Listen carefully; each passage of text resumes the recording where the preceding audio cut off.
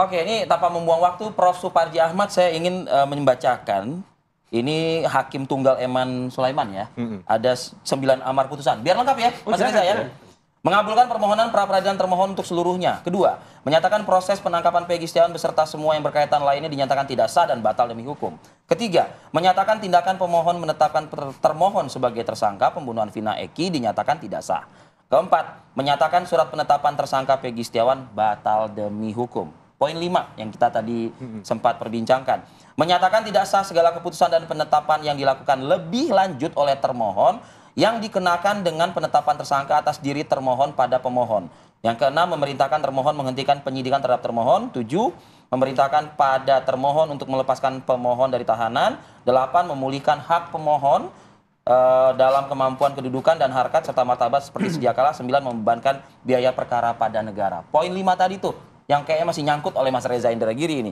Saya ulang lagi nih, menyatakan tidak sah segala keputusan dan penetapan yang dilakukan lebih lanjut oleh termohon yang dikenakan dengan penetapan tersangka atas diri termohon pada pemohon. Maksudnya? Ini putusan yang sangat visioner, futuristik gitu.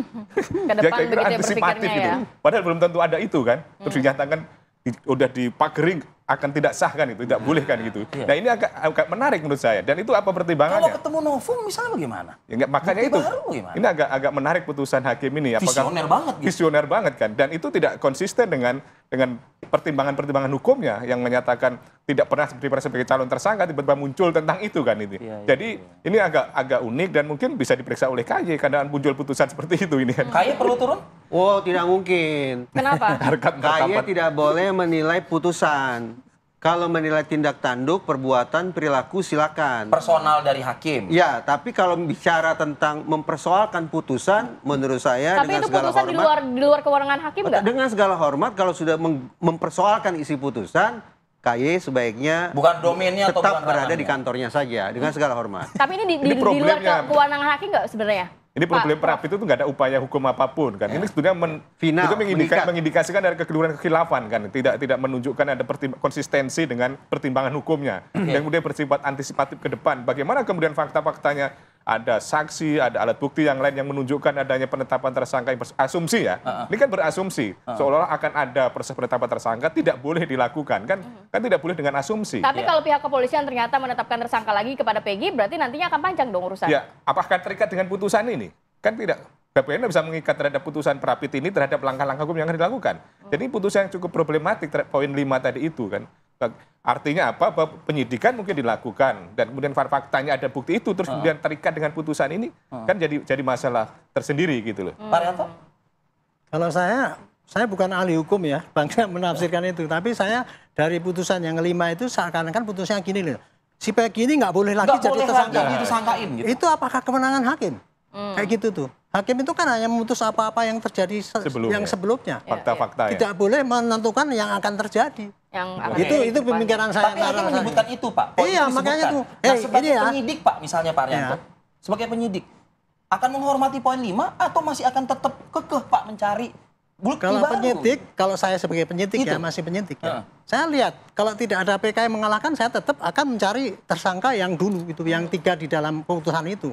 Tapi tidak terbatas pada hanya Peggy doang gitu ya. Tetapi kalau seandainya nanti ada bukti yang lebih kuat pada Peggy, ya saya sidik lagi Peggy. Walaupun mengabaikan putusan. Poin 5 itu saya anggap itu menurut saya ya, Iya. itu sangat tidak masuk akal. Nggak masuk akal. Jangan. Kita jangan. Itu kayak kita kan boleh berpendapat dong. Ya, betul. Iya. Menurut saya, atau saya deh, jangan kita. Saya tidak akan memprovokasi Polda Jabar untuk lagi-lagi memposisikan dirinya berseberangan dengan pengadilan negeri. Untuk lagi-lagi berseberangan. Lagi-lagi kenapa bisa dikatakan lagi-lagi? Pertama, masih ingat ketika preskon, Polda Jabar mengatakan 2 DPO fiktif Ya. tanpa ada proses hukum apapun. Itu kan berarti bertentangan, berseberangan, berhadapan-hadapan dengan Nggak pengadilan putusan negeri. pengadilan. Satu. Yang kedua, pada saat preskon disebutlah, maaf ini, Peggy Setiawan ini adalah orang pertama yang melakukan ruda paksa. Padahal putusan pengadilan apa? Peggy Setiawan tidak melakukan ruda paksa. 2. Nah kalau sekarang kita jolok-jolok kata orang Melayu, kita jolok-jolok Polda Jabar untuk bikin sprindik baru, berarti sama artinya kita dengan menjerumuskan Polda Jabar untuk lagi-lagi bertentangan memunggungi pengadilan negeri. Jangan sampai terjadi seperti Kayak itu. gitu Pak Wiranto. Saya kira konteksnya tidak Saya seperti kalau itu tidak- lah. Bentar, Ya. saya ke Pak Wiranto dulu. Saya tidak menafsirkan seperti itu ya. Kalau saya tuh karena penegak hukum ya berdasarkan dari hukum gitu kan. Ya, oke. Ini hukum Artinya ini pernyataan-pernyataan sebelum putusan kemarin itu ya wajar dan sah itu. enggak. Kalau yang kemarin itu ya, Heeh. ya maksudnya putusan yang Ya mana? ini ya? tadi sampaikan poin-poinnya oleh Mas Reza. Satu terkait dengan Fiktif dua DPO Ah, fiktif. itu Lalu pernyataan ruda pernyataan dia kan mengatakan DPO fiktif. Heeh. Itu saya menilai Polda Jabar bukan mengatakan yang DPO itu fiktif, bukan. Dia hanya menyatakan dari saksi menyatakan yang mengatakan bahwa 3 DPO itu yang masih kekeh menyatakan itu 3 sebagai DPO. Dia mengatakan, Pak, dari 3 DPO itu sebetulnya hanya 1 yang ada orangnya. Ya. Yang 2 itu fiktif. Yang ngomong itu adalah saksi, bukan penyidik. Ya, ya. Gitu loh. Oke, Yang akhirnya- menyebut, tapi semua kan wah itu Itu penyidik yang ngomong. Ya itu kan dari pihak lawan kan gitu. Tapi yang saya dengar ya itu bunyinya gitu. Kalau lebih vulgar lagi si Sudirman itu mengatakan ya dari 5 saksi yang dulunya mencabut tapi yang tidak kan 1 itu mengatakan Pak itu sebetulnya Pak 3 orang itu asal ngomong aja ngomongnya gitu. Yang ada orangnya betul-betul hanya Cuma si Peggy 1, ini. ya, ya. Yang ini nggak ada Bapak cari pun nggak akan ketemu. Jadi tidak mengabaikan putusan pengadilan di tahun 2017 ya? Iya, itu kayak gitu. Yang saya dengar ya, makanya saya tafsirkan. Nah kemudian kan dipelintir, wah, penyidik mengatakan itu fiktif dari mana menghilangkan 3 jadi 1 itu. Padahal bukan gitu yang terjadi. Oke, Prof, kalau melihatnya ini harus seperti apa berarti nanti? Kita kan juga pengen kasus ini terungkap dengan jelas. Selain juga tadi sebenarnya ada poin kelima, bagaimana nanti pihak kepolisian mengambil langkah atas tersangkanya Peggy dengan sprindik baru dan lain sebagainya. Tapi cukup potensial nggak kasus ini terungkap? Ya, saya kira pertama Hakim Eman ini kan dalam pertimbangannya kan menggunakan posita putusan MK bahwa pemeriksaan calon tersangka itu tidak dalam petitum putusan MK.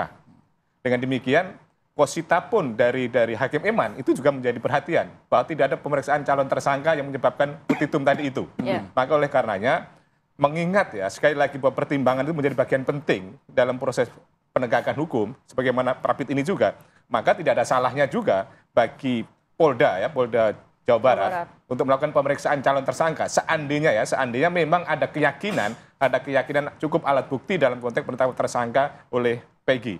Nah, kemudian bagaimana kasus ini apakah akan menjadi suram atau akan menjadi lebih cerah ke depan? Memang saya kira agak perlu kerja keras dari penyidik Polda Jawa Barat ya untuk kemudian mengungkap kasus yang sebenarnya ini karena masih ada keraguan besar ya. Lagi-lagi publik ada keraguan besar, apalagi putusan Prapit kemarin menyatakan seperti itu. Maka menurut saya perlu kajian analisis yang lebih mendalam tentang sebetulnya bagaimana kejadian ini dan tidak perlu ragu-ragu Putusan lagi. kemarin juga berpengaruh nggak kepada nasib terpidana lainnya? Ya, saya kira ada pengaruhnya sih, tapi kembali lagi pada proses hukum yang jalan. Kalau yang terpidana lain kan nanti PK-nya bagaimana kan itu kan tidak terpengaruh putusan Prapit ini tidak menjadi novum untuk kemudian efektif untuk membatalkan putusan sebelumnya itu. Ya, karena Prapit ini kan hanya untuk tersangka seseorang Tersangka seseorang saja. Penyidikannya, oke.